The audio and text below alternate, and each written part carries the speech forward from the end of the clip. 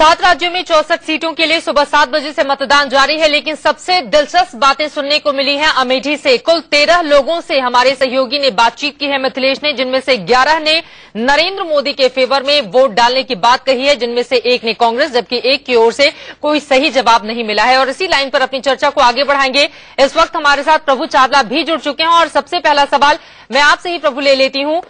अमेठी में अगर 13 में से 11 लोग नरेंद्र मोदी को या फिर उनके फेवर में वोट डालने की बात करें तो इससे संकेत क्या जाता है, और राहुल गांधी के लिए लोगों का ये बयान कितनी मुश्किलें खड़ी करने वाला है? तो बयान तो मैंने कम से कम 11 इलेक्शन कवर किए हैं। अमेठी में भी बहुत बार गया हूं, 10 बार अमेठी में भी जा चुका हूं। ये 11 लोग कौन हैं, कहां से आए हैं, या जब जनसभा मोदी की आ रही थी उसमें से लोग हैं, किस तरह के लोग हैं, इसका बारे में पता नहीं है। अगर उन्होंने कहा है, अगर वो न्यूट्रल वर्कर हैं या न्यूट्रल का वोटर हैं, तब बहुत बड़ी खबर है हम लोगों के लिए कि राहुल गांधी तो इस हिसाब से जमात भी नहीं बात पाएंगे। क्या हम उस बात को विश्वास करते हैं कि अगर 10 का आंकड़ा मानकर चलें कि 90% वोट्स अगर उनको मिल रहे हैं तो राजीव गांधी की शायद जमानत भी नहीं बचेगी। ये पहली कॉन्स्टिट्यूंसी होगी जहां पर गांधी परिवार का आदमी अपनी जमानत भी नहीं बचा पाएगा। परंतु मैं उसको अपनी तरफ रखता हूं, क्योंकि जब आप फैशन होता है, क्राउड में आप खड़े होते हैं तो जो लगता है कि नारा लग रहा है उसी के बारे में बोल दीजिए। परंतु मैं इसको अपने उसी हिसाब से लूंगा कि ये मेरे को विश्वसनीय लगता नहीं है, पर हो सकता है गम खुशी के अंदर किसी लोगों ने, कार्यकर्ताओं ने कह दिया हो। अगर ये सच्चाई है तो ये मान करके चलिए कि देश भर में 475 सीटें आएंगी एनडीए की। संजय सिंह के बूथ पर लाइन में लोग लगे थे, जो संजय सिंह की बूथ है उसमें उस लाइन में लगे हुए अलग अलग लोगों से बात की थी।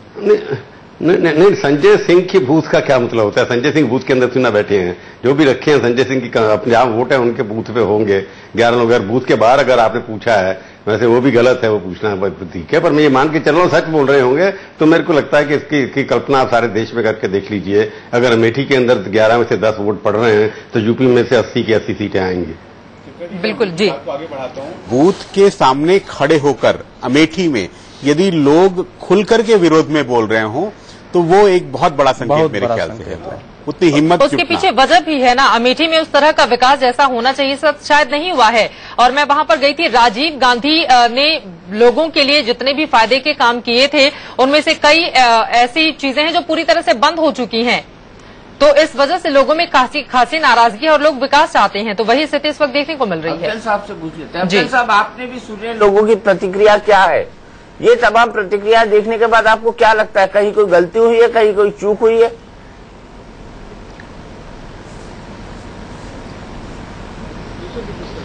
अच्छा, मुझे उससे काफी हद तक सहमति है। उनकी बातों को ना दोहराते हुए मैं यही बात कह सकता हूं कि पता नहीं किस इलाके में, किस जगह पर आपने ये सब बात की है लोगों से, और वहां पर कौन लोग खड़े हुए थे, किनसे आपने बात की। तो इसके वजह से आप ये नतीजा कर ले तो फिर तो पूरा ही नतीजा निकालना पड़ेगा। नतीजा नहीं निकाल रहे सर, सिर्फ आकलन, सिर्फ विश्लेषण कर रहे हैं। ज्यादा खराब लगे न, विश्लेषण का नतीजा भी यही होता है। विश्लेषण से भी नतीजा ही निकाला जाता है और एक अंदाजा लगाया जाता है। अरे रिपोर्टर पंक्ति में मतदाता खड़े हैं, रिपोर्टर जाके सवाल करता है, वो एक जवाब देता है, तो हम लोग उसका एक आकलन कर रहे हैं। हम ये थोड़े मान रहे हैं कि राहुल गांधी हार रहे हैं या जीत रहे हैं, लेकिन वोट देने के लिए लोग खड़े हैं, उसमें बात किया। भाई तो करिए ना, किसने मना किया है? यहाँ कहना चाहता हूँ कि परिवर्तन की आवाज किसने अमेठी मना? बाबर साहब विश्लेषण करिए। मालूम है और रिपोर्टर ने कहीं नहीं पूछा कि आप किसको वोट और देंगे। मैं आपको ग्राउंड जीरो से रिपोर्ट कर रहा हूँ कि कांग्रेस के नेताओं ने बहुत कोशिश करके वोटर्स को पिछले 2 दिनों में बहुत इन्फ्लुएंस करने की कोशिश की, लेकिन उनको रिस्पांस नहीं मिला। परिवर्तन की आवाज नीचे गले के नीचे उतर गई है अमेठी में, और लोग उस परिवर्तन के लिए जा रहे हैं। प्रभु, आप कुछ कहना चाह रहे हैं? मैं कुछ कह रहा हूं, विकास की बात मैं देख रहा हूं। पिछले 5 दिनों से सब मीडिया वालों ने फैसला कर लिया है कि अमेठी सारे देश में एक ऐसी कॉन्स्टिट्यूंसी है जहां विकास नहीं हुआ है। क्या गाजियाबाद में राजनाथ जी की कॉन्स्टिट्यूंसी में विकास हुआ है? क्या मुलायम सिंह की कॉन्स्टिट्यूंसी में विकास हुआ है? उनकी सफाई में जरूर हुआ है। बाकी बीजेपी के 10 एमपी हैं जो जो अपने वहां से डुमरियागंज से लड़ रहे हैं, मिस्टर ठाकुर जो डिफेक्ट होकर के कांग्रेस आए हैं, उनके यहाँ का विकास हुआ है? क्या एक ही कॉन्स्टिट्यूंसी को चुन करके आप फिर भी वो कॉन्स्टिट्यूंसी 80 में से लगभग 8वें 10वें नंबर पे है बैग पीछे से, तो आप एक ही कॉन्स्टिट्यूंसी के पीछे क्यों पड़ गए हैं?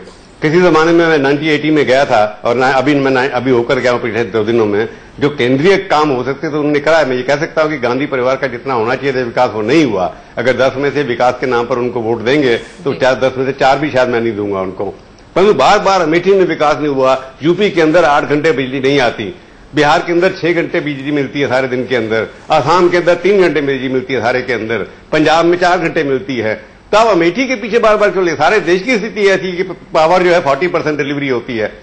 नहीं, अमेठी के तो आप ये बात नहीं पहले आप तो अमेठी के अंदर इतनी सेंट्रल इन्वेस्टमेंट हुई है। राहुल गांधी के पीछे इसलिए पड़े क्योंकि वो राहुल गांधी की कॉन्स्टिट्यूएंसी है।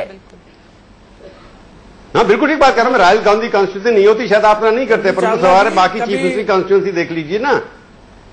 बाकी जितने बड़े बड़े नेता वहां पर एक वो तो नहीं लड़ रहे ना सर। इस समय हम लोग अमेठी की मेनका चर्चा गांधी कर रहे कॉन्स्टिट्यूंसी में हैं। जाइए, आप मेनका गांधी की कॉन्स्टिट्यूंसी में जाइए, वहां क्या हुआ है वो भी करे प्रभु जी। इस समय अमेठी की चर्चा है इसीलिए हम उसकी कर रहे हैं। हम तुलना हम लोग थोड़े कर रहे हैं। आप नो नहीं, सवाल दीपक जी मैं आपके बिल्कुल सहमत हूं। सवाल ये कि अमेठी के ऊपर पहले तो कोड प्रोटेक्शन करना violation of code of conduct है कि जब चुनाव चल रहा होती है आपको 10 में से 11 दे रहे हैं, वो मैं उस बात में नहीं पढ़ना चाहता, वो आपका अपना विषय करिए। सवाल ये है कि जब विकास की बात होती है, पिछले 5 दिनों से ये एक माहौल बनाया जा रहा है कि अमेठी के अंदर विकास नहीं हुआ। नहीं हुआ, बिल्कुल नहीं हुआ, मैं मानता हूं। जैसे यूपी में विकास नहीं हुआ, बिहार में विकास नहीं हुआ, उस बात से बिल्कुल सहमत हूं।